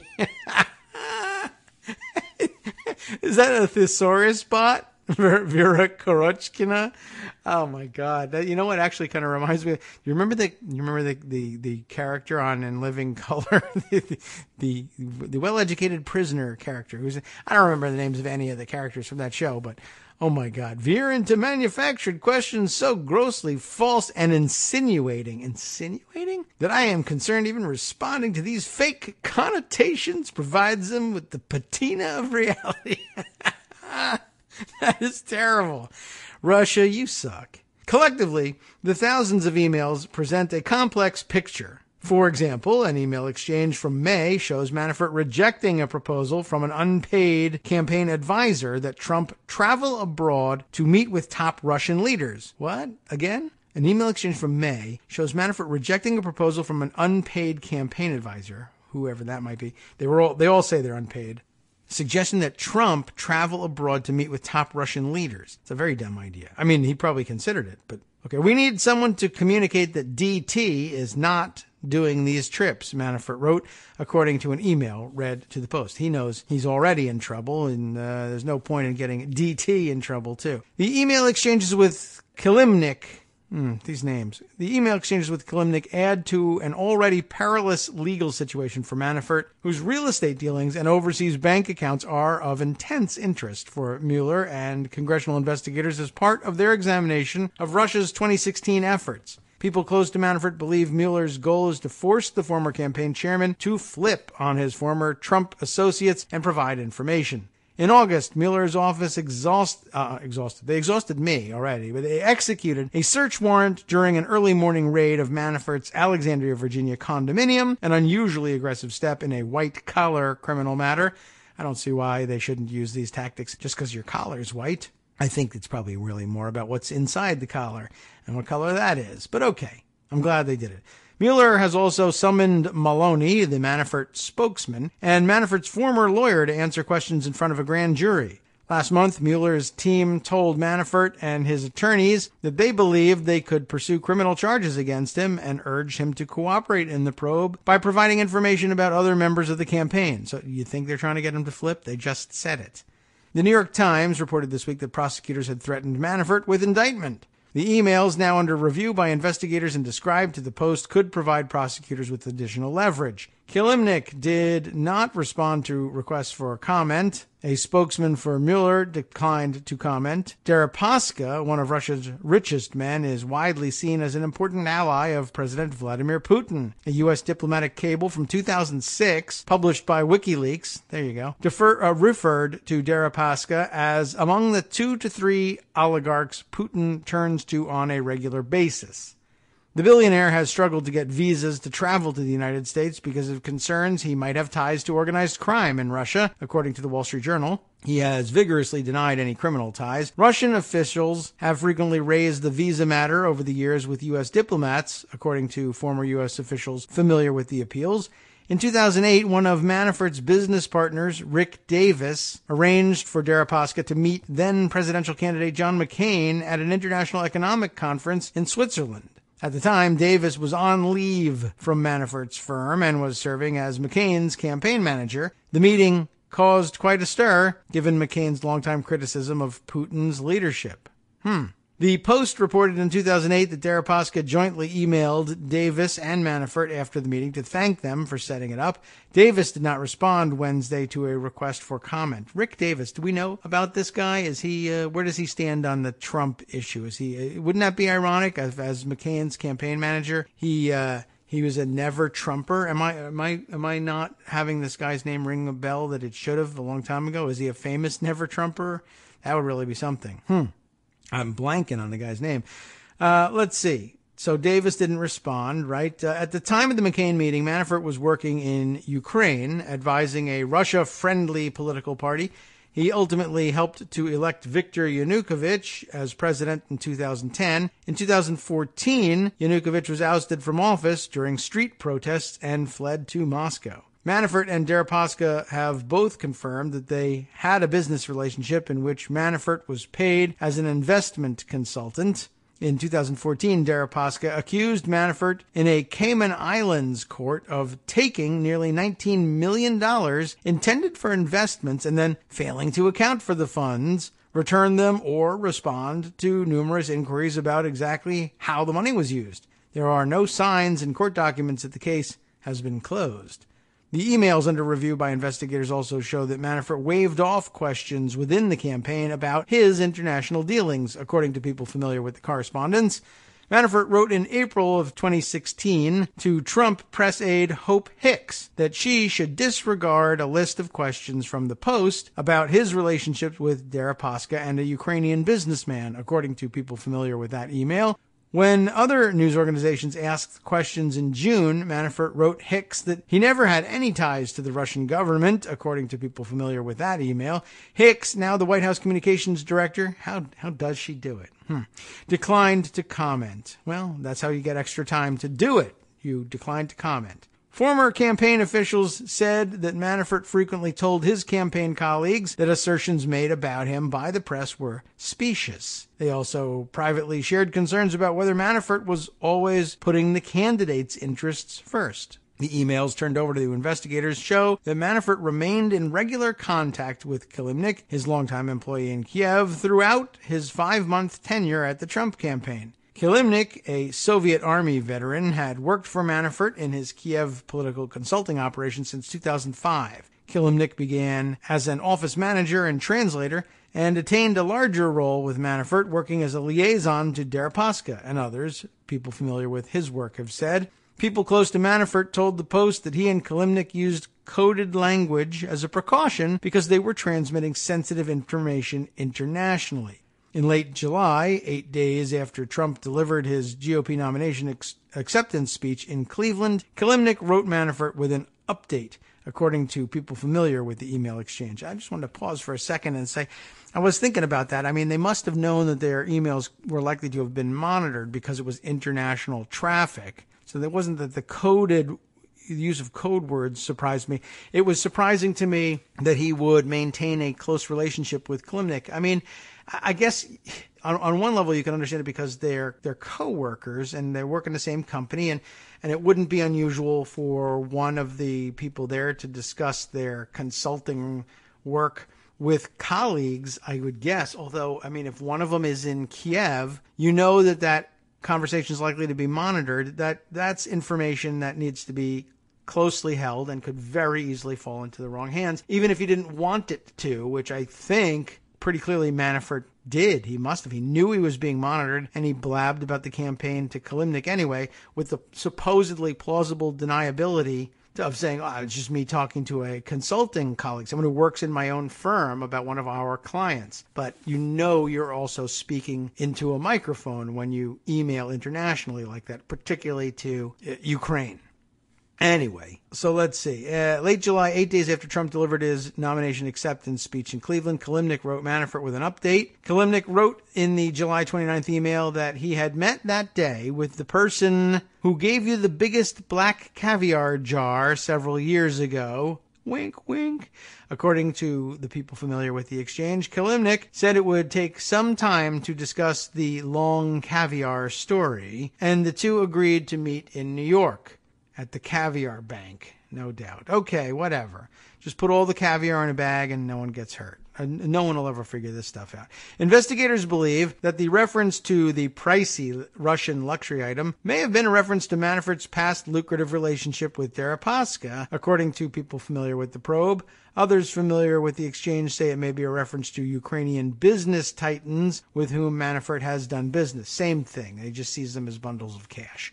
Kilimnik and Manafort have previously confirmed that they were in contact during the campaign, including meeting twice in person, once in May of 2016 as Manafort's role in Trump's campaign was expanding, and again in August, about 2 weeks before Manafort resigned amid questions about his work in Ukraine. The August meeting is the one the two men arranged during the emails now under examination by investigators. That encounter took place at the Grand Havana Club, an upscale cigar bar in Manhattan. Kilimnik said that the two discussed unpaid bills and current news, but he said the sessions were private visits that were in no way related to politics or the presidential campaign in the U.S. I'm so certain that he's not guilty of stuff evidenced by these exchanges. Well, very interesting. We're now at least up to date on this part of the story. I'm sure something else will develop between now and then. But, well, there's not much we can do about the morning news. But that's what we got. Here's an interesting thing, something that Kate Sherrill sent to me. It might be an interesting closeout to the show.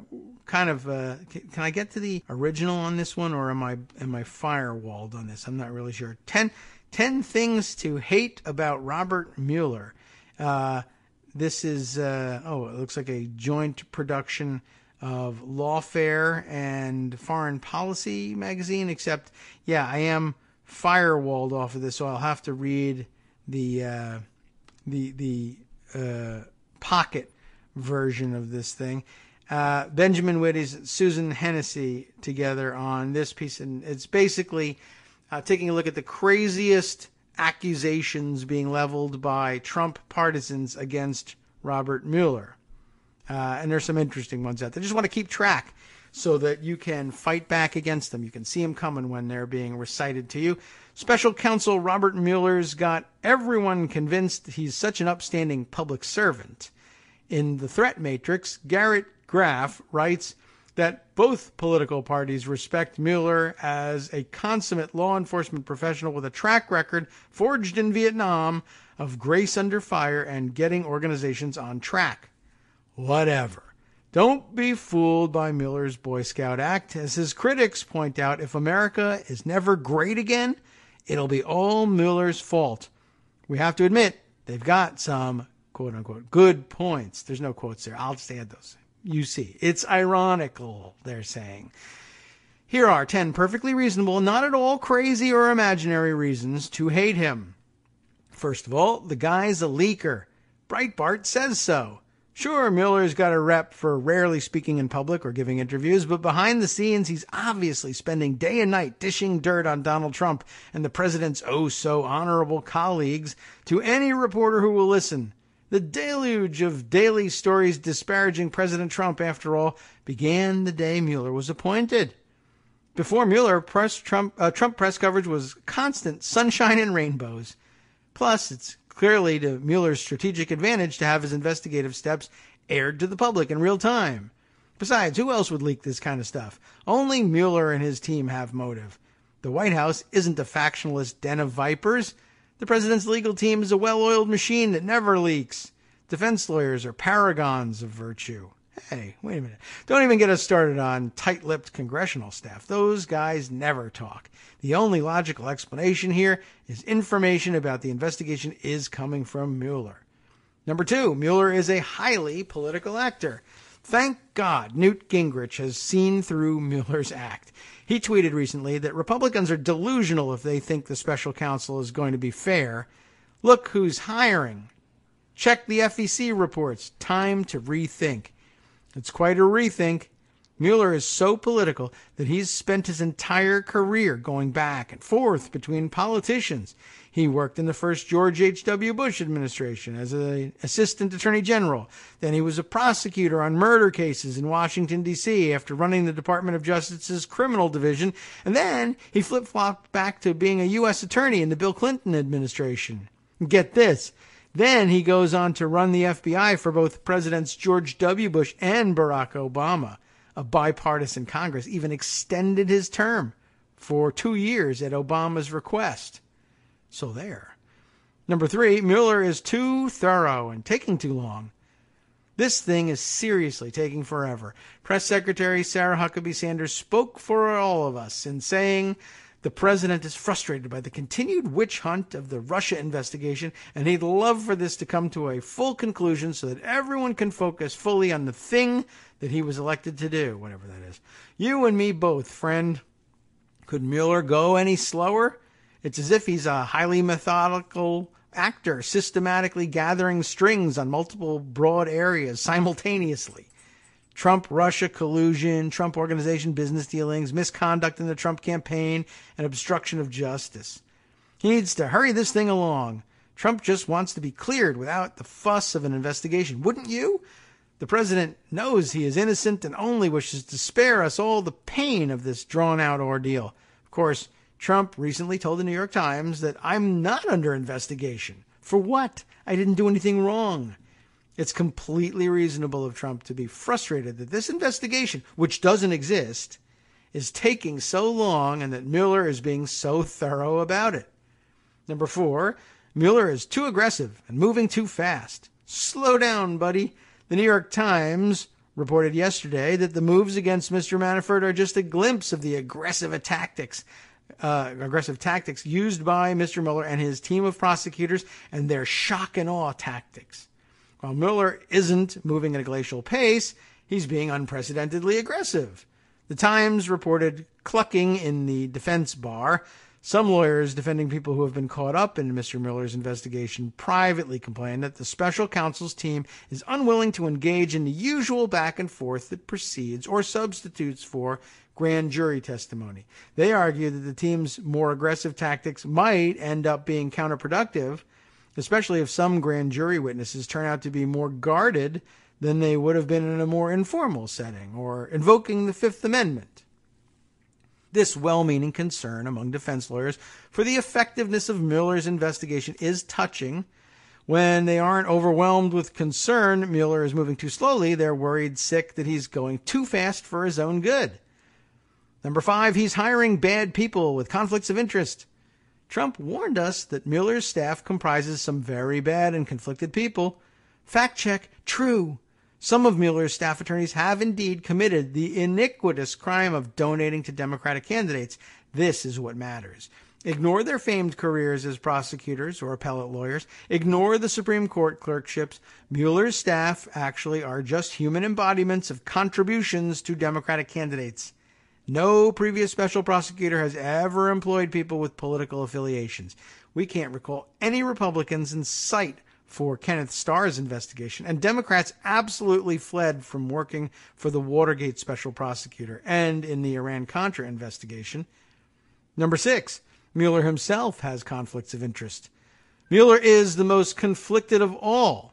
Trump astutely pointed out that he'd even agreed to discuss becoming FBI director again following Comey's dismissal. He was up here and he wanted that job, Trump told the New York Times. After he was named special prosecutor, I said, "What the hell is this all about? Talk about conflicts." But he was interviewing for the job. Plus, Mueller's old firm also had clients involved in the investigation. The Justice Department reviewed those and found no problem with Mueller's current role, but what do those guys know anyway? And there's even more. Trump told the Times that there were many other conflicts that I haven't said, but I will at some point.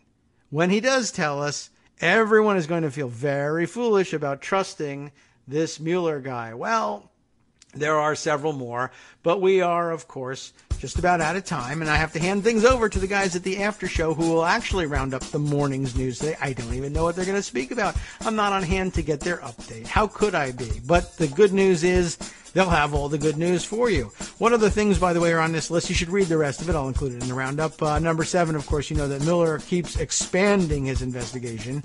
You know you can't do that. Number 8, Mueller is best friends with Comey. Number 9, Mueller is a problem because he was appointed by Rod Rosenstein, who is a problem because he was appointed by Mueller. That sounds pretty entertaining. And number 10, of course, Mueller is respected and admired at the FBI, and the FBI is the depths of the deep state. You really need a better reason to hate him than that? That's the summing up of the article. Thanks for listening through our pre-recorded episode. We'll be back with a live episode on Friday.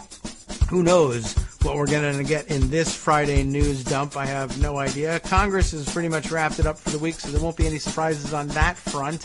The votes, if they ever occur, on Cassidy Graham are postponed or are scheduled, or allegedly scheduled, next week sometime. We'll see whether they ever come to fruition or whether the whole thing is dropped by the time we return to the air after the weekend. But just wait a second. We still have a Friday show to do. We'll be back to talk to you about it tomorrow. From Daily Kos Radio on networksradio.com.